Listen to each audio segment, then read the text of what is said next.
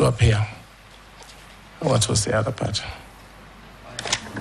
Are you arrogant, yes, high-headed, and high-handed? Mr. Speaker, I have a very serious face, just like yourself.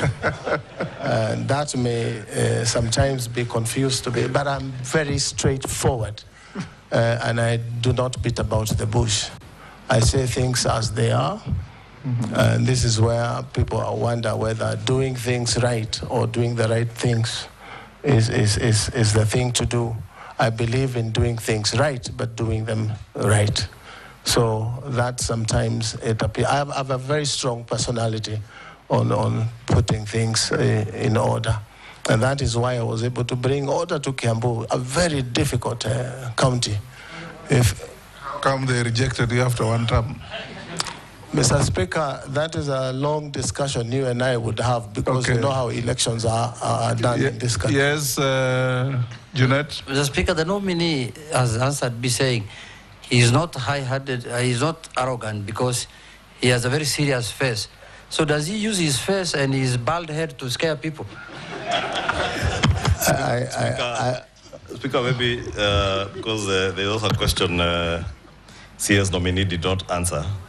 But probably just in defense of him, Honorable Speaker, on that, or without being seen to defend him, from a question by my colleague Junet, is probably a character trait of people from Kiambu, of being straightforward, saying it as it is, and we are at times misconstrued to be arrogant, but that's just the way we are, Honorable Speaker, those of us who come from Kiambu. So is that what you said, Leader, at the burial of the mother of the Speaker? Honorable Speaker, CS, my question on the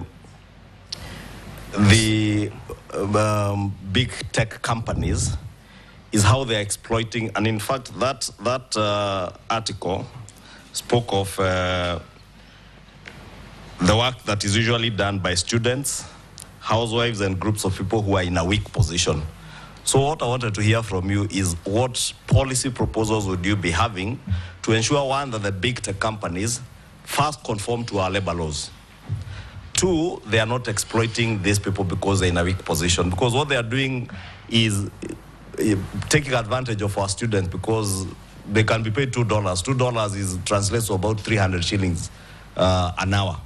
But in the US, nobody will be paid $2 for whatever mundane task you are given. So I'd want to hear what policy proposals you'd bring into the ministry to ensure that we enforce our labor laws with the big tech companies, as much as we're in a third world and developing country, but also big tech companies are not taking advantage of our resource, because these young people who are tech savvy are a resource to this country and to the world, and therefore they ought to be compensated properly. That's the bit CS, I think you didn't get the question. It's a CS nominee. CS nominee. Yes, it's a good prayer, Mr. Speaker. You will realize, Mheshimiwa Ishongwa, that it's not only affecting Kenyans on outside jobs. Even the local content creators, like in music, that put their stuff on YouTube, they rarely get value for their content.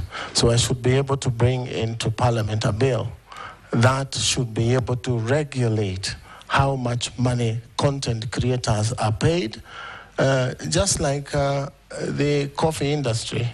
There are brokers in this business of digital economy who take advantage. You'll be surprised that probably a job like that is paid for $200 and only $20 or $10 that get to this.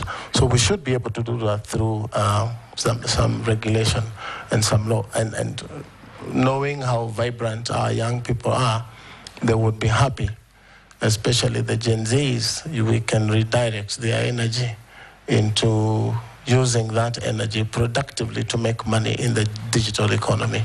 So I should be at the forefront in terms of bringing laws or amendments to our laws so that our labor laws are applicable. But again, challenges of enforcement is something we would need to worry about how to enforce, because the employing agency is an American agency, is a British agency. How do we apply it online here? So, and those are things that the technical people in the ministry should be able to advise. Pausing. Thank you, Mr. Chairman, our Speaker. Honorable Kabogo, people listening you and watching you, particularly from rural areas, are worried. They have given me their messages.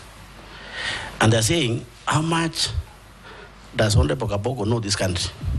How much does he travel out of Kiambu, out of Nairobi? How much? Like, for example, do you know anywhere, like in Pokot, any location in Pokot? As an example, Honorable Kabogo.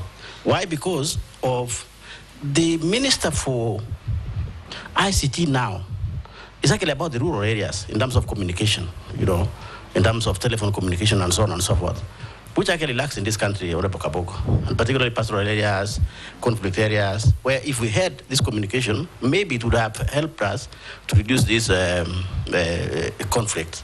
And therefore, they're asking me to ask you and tell them how much